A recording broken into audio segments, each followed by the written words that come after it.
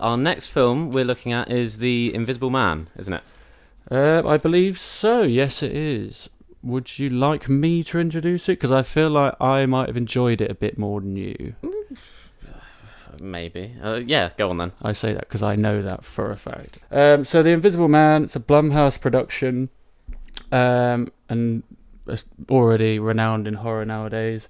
Directed by Lee Winnell, who directed Upgrade, the Netflix film, which I believe was 2017 or 18. But he's also known for he wrote the first 3 Saw films. He wrote the Insidious franchise. So he's been a writer for ages, and this is his second directorial feature. Starring, there's a long cast list, but you only need to know that Elizabeth Moss is in it because she is incredible in it.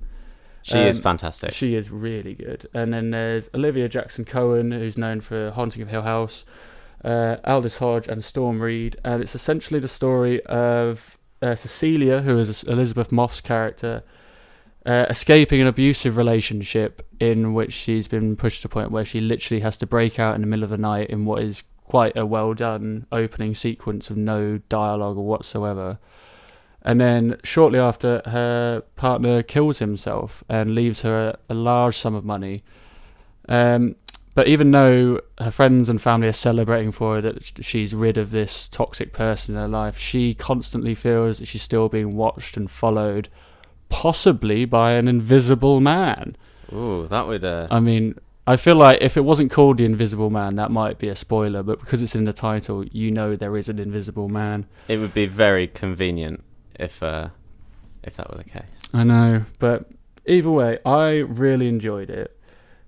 Partly because I think it's really well done. I think a lot of it is use of negative space, which is whole scenes where you know that there might be someone invisible in the shot, but it just lingers on it long enough that on a sofa or a chair or just a hallway, and you're just left wondering if someone is there or not, and like not overly jump scary like you would expect from a lot of Blumhouse films. Yeah, no, exactly. I think with this film, I will admit happily that there is this very strong sense of tension that's built up. I mean, from the opening scene, but it goes through the whole film, and it deals with the atmosphere of this tension really well. And I think partly that's down to how it was shot as well, because the cinematography, when you look at it, it's almost like every shot is from the perspective of the Cecilia, the main character, or from this mysterious figure, this invisible man. Yeah, so I guess that kind of adds to the sense that you are constantly looking for something, whether you know what it is or not. If the constant, almost, it could be a point of view shot, just adds to that feeling of constantly looking out for something. Yeah, you have to be a very active viewer when you're watching it, because you're searching around the frame the whole time to try to piece together those moments. Yeah, and now you say that, it reminds me, I've watched it twice now, but the second time I watched it, I had over-ear headphones on, and I noticed a lot more work in the sound than I did before. Like, there's loads of... Oh, do you hear that? Speaking of sound engineering. It's the first cracked open beer of the show. Woo! But yeah, like, there's whole bits where she's suspecting someone of being around her, but when I first watched it, I couldn't hear anything, so I was just on my laptop. And then when I watched it the second time with headphones on, I could hear like a little rattling sound, and that was when I didn't realise that she could hear that as well, so she was turning around whenever this little sound was going, and I didn't pick that up the first time. I think we have to talk about the negatives. Because so far just give one more positive, because it's probably my favourite positive of it. Okay, fine. All right. It's the you're going to feel really bad for having a sulk on now, because it's about abusive relationships and domestic violence, you arsehole. How dare you stop me talking about that. But yeah, I was just happy that it handled it in a respectful and sensitive way. You've seen it done a lot in films before, and it's been a bit exploitative or a bit one-sided. And I think they really do manage to put you in Cecilia's shoes, in that I've never been in that position before in my life. I'm a straight male. I might not ever be in that position in my life. But I could understand why she was so terrified and what had happened to her just by scenes playing out in front of me, and I respected that a lot.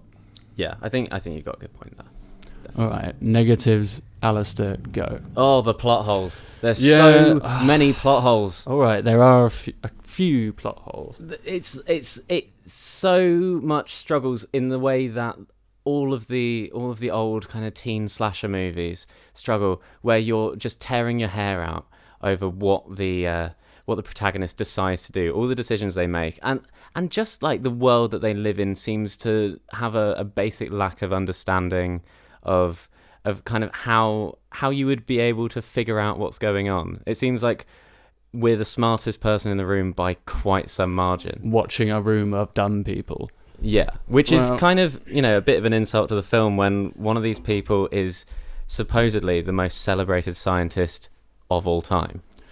Well, as much as I would love to disagree with you, I get what you mean. Like, my main thing was notice the amount of scenes where things happen that otherwise couldn't be explained if people aren't aware that there's an invisible man. But then some scenes, I just think there has to be a CCTV camera or someone must have noticed something. Thank And you. towards the end, like, I don't want to, we're not trying not to give any spoilers out, but there's scenes later in what is a mental hospital, I guess it is.